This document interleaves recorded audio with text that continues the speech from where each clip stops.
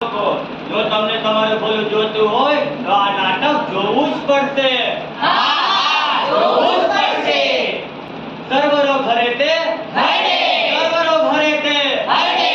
કારણ સ્વર્ગમાં અમૃતપાન કરતી વખતે ભગવાન ઇન્દ્રના મુખમાંથી અમૃતનું બિંદુ પૃથ્વી પર પડ્યું અને એ બિંદુમાંથી ઉત્પત્તિ થઈ હરિતની એટલે કે હરડેની.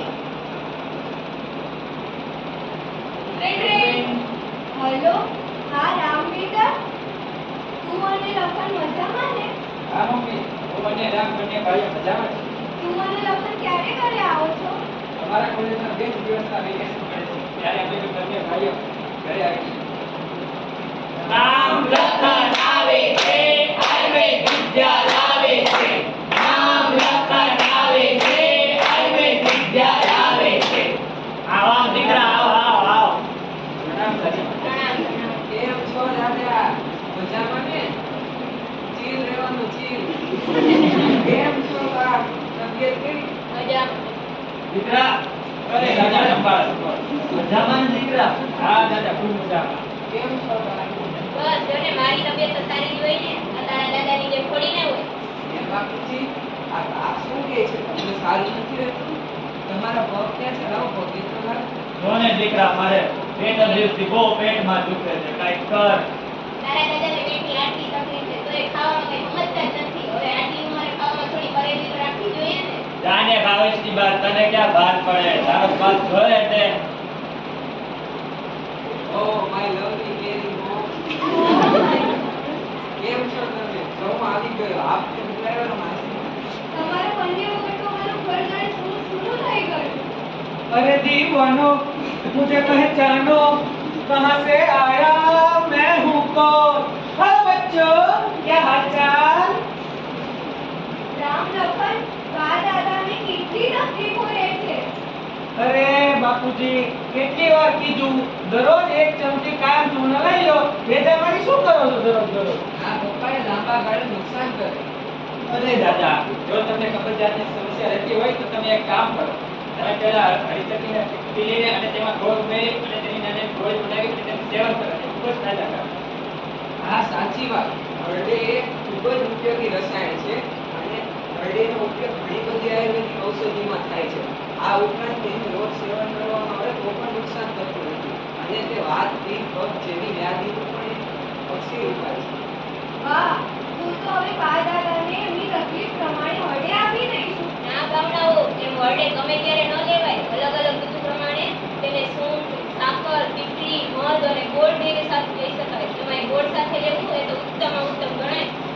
તો બા શ્રેષ્ઠ હળે કઈ રીતે ઓળખીશું? તો સાંભળ, વરડે તે 20 ગ્રામની હોવી જોઈએ અને એને ગ્લાસમાં પાણીમાં નાખતા તે ડૂબી જાય તો એ સારામાં સારી હળડે કહેવાય. અને હા હરડે છે એને ચાવીને ખાશો તો તમને ભૂખ લગાડશે અને બાફીને ખાશો તો હરડે તમારા ત્રણેય દોષોનો નાશ કરશે તથા શેકીને ખાવાથી પણ તે ત્રણેય દોષો પર અસર કરે છે અને જો તેને જમવાની સાથે જ ખાતા ખાવામાં આવે તો એ તમારી બુદ્ધિ, તમારું બળ તથા તમારા ઇન્દ્રિય પરનું તેજ વધારી દેશે. હલો ભાવના. હા બોલ રાધિકા. હા, હું શું કહેતી હતી, તમે લોકો ઘરે જ છો ને? હા ઘરે જ છું. તો અમે આવીએ છીએ તમારા ઘરે એ બેસવા. હા ઘરે. આવો.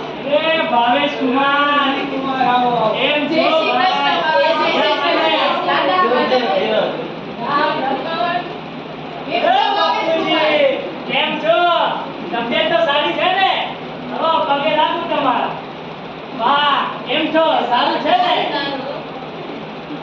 ભાવેશ કુમાર શું ચાલી રહ્યું તમારું? બસ જો ચાલે છે. તમારું કયો, તમારું હું હાલે? અરે ભાઈ તમે વાત જ જવા દો. માંડવી અને કપાસમાં કઈ વહેલું નહીં. મને લાગે હવે બાગાયત ખેતી કરવી પડશે. અરે પપ્પા, તમારે જો કાંઈક નવું જ કરવું હોય તો તમે આયુર્વેદિક ઔષધિની ખેતી કરો જેમ કે આમળા, હરડે, ગઢડા. સારો છે વિચાર તો સારો છે તારો રામ. તો આપણે એક કામ કરીએ, હવેથી તમારા બાગમાં તમે આ આયુર્વેદિક પાકોની ખેતી કરો. એમાંનું જે બધું રોકાણ કરવાનું હોય તે હું કરીશ, એને જે બજારમાં સપ્લાય કરવાનું હોય તે પણ હું કરીશ. પૈસો મારો રહેશે પણ મહેનત મને તમારી જોઈએ. અરે હા રવિકુમાર, હવે આવું કંઈક કરવું જ પડશે. આના થ્રુ આપણે પૈસો તો કમાઈ જ શકીશું, સાથે સાથે ગામના બીજા ખેડૂતોને પણ આયુર્વેદિક ખેતી વિશે સમજાવશું અને એને જાગૃત કરશું. હું કહેતો હતો પેલા પપ્પા તમને કે હવે કોરોના પછી આયુર્વેદિક ઔષધિનું મહત્વ ખૂબ જ વધ્યું છે. તેથી આપણે આયુર્વેદિક ખેતી કરીશું અને લોકોને કહીશું કે વાડીમાં નાની જગ્યામાં આયુર્વેદિક ઔષધો વાવે, જેથી લોકોમાં આયુર્વેદિક પ્રત્યે જાગૃતતા અને સન્માન વધશે. હા હા રવિકુમાર, તો હવે જલ્દીથી આ કામ ઉપર કામગીરી શરૂ કરી દો. સારું છે ભાવેશકુમાર, વાંધો નહીં. થોડુંક મારું કામ પતાવી આવું શહેરથી, પછી આપણે મળીને શાંતિથી આના વિશે વાત કરીશું. રાધિકા, ભૂમિને રોહન કેમ ના આવ્યા? અરે ભાવના, એના વિશે શું કહું તને? ઈ મેને બહાર કાઢવા દેવા જ નથી. આ જોને ઈ ઉપાડી કરી મારે માથે થોડાવાર આવી ગયા. તો રાધિકા એક કામ કરને, તું હળે લેવાનું ચાલુ કરી દે. હળેથી વૃદ્ધાવસ્થાને અટકાવી શકે. એવું છે હા બાકી? ભાવના, પેલું આપણે હળેનો પાવડર બનાવ્યો ને એ આપી દે ને. આને રાધિકા, પણ હળદે ગરમ અને લઘુ સ્વભાવની છે, એટલે એને વૈદ્ય સારું થયું ભાવના તે મને કહી દીધું. તો સારું, હાલો હવે અમે નીકળીએ. આવજો તમે. સારું તો ભાવેશકુમાર, હાલો આપણે મળ્યા પછી. ભલે, રોકાઈ ગયા હવે. ના ના ભાઈ, હવે પછી મળશું આપણે. હા બાપુજી, જય શ્રી કૃષ્ણ. હા, જય શ્રી કૃષ્ણ. રાજા છોકરો નાનવા. હા, રામ કથા.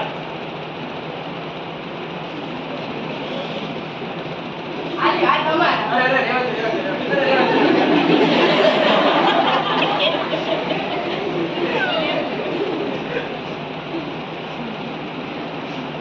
અરે આ તમે બે ભાઈ બેન ક્યાં આવ્યા વળી? કોઈ ક્યાંય નથી જવાનું. ઘરનું ખાવ, ઘરનું. બહારનું ખાવાનું ન ખવાય. ઘરનું ખાવાનું પૌષ્ટિક હોય છે. અરે રૂહી ને રોહન, તમારે ક્યાંય નથી જવાનું. જાઓ તમારા રૂમમાં ને હોમવર્ક કરો તમારું. मैं घूमूं फिरूं नाचूं गाऊं पढ़ूं बाहर जाऊं अकेली जाऊं किसी और के साथ जाऊं जहाँ जाऊं जब जाऊं जैसे भी जाऊं आपको क्या ઓ રૂહી, આને રીત છે તારી વાત કરવાની? અને અમને તમારા સ્વાસ્થ્યની ચિંતા હોય ને એટલે ના પાડીએ છે. બાકી તમારે જેમ કરવું હોય એમ કરો. रोहन को रोकना मुश्किल है आंखों के બીજો દિવસ આવે છે, પેટમાં જાઓ આવે છે. બીજો દિવસ આવે છે, પેટમાં જાઓ આવે છે. मम्मी आज મને પેટમાં બહુ દુખે છે ખાઓ, હજી બહારનું ખાઓ. પણ મમ્મી હવે કાંઈક તો કર પેટમાં બહુ દુખે છે મને લાગે છે તને અપચો થયો હશે. મને માસી વાત કરતા હતા કે જમ્યા પછી જે વાત, પિત્ત, કફની વૃદ્ધિ થાય ને એમાં આપણે હળદેનું સેવન કરીએ ને તો તેની મૂળ સ્થિતિમાં પાછા આવે છે અને તારી પાચન શક્તિ પણ વધારશે. હવેથી રોજ હળદેનું સેવન કરવાનું ચાલુ કરાવી દેવું તને. પણ મમ્મી આ હળદેથી વળી કેવું નામ હળદે એટલે કે ફળના ઘરે જતા હિમાલય તરફ જે વનસ્પતિઓ આવે ને તેને આપણા શાસ્ત્રમાં હળદે કીધું છે. હે તો મમ્મી હું દરરોજ જમ્યા પછી હળદેનું સેવન કરીશ હા, બરાબર. અરે સાઈડમાં, અરે માર યાર, માર. ઘૂસી જા, આખો ફોનમાં ઘૂસી જા.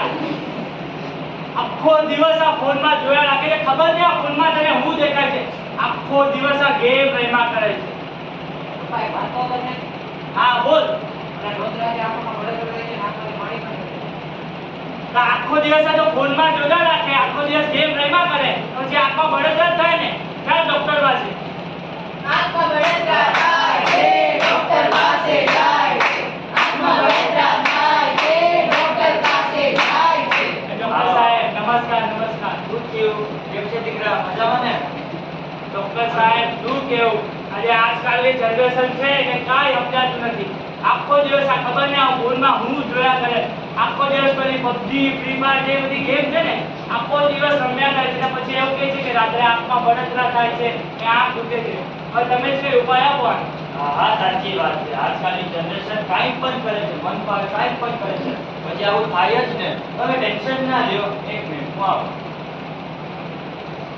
આ લ્યો, આ હરડે છે. કાલે રાત્રે એને પલાળી અને સવારે એની આંખ ગવડાવી દેજો, ફરક પડી જશે. અને દીકરા હવે ઓછું કરજે મોબાઈલ ચલાવવાનું, બાકી વધી શકે.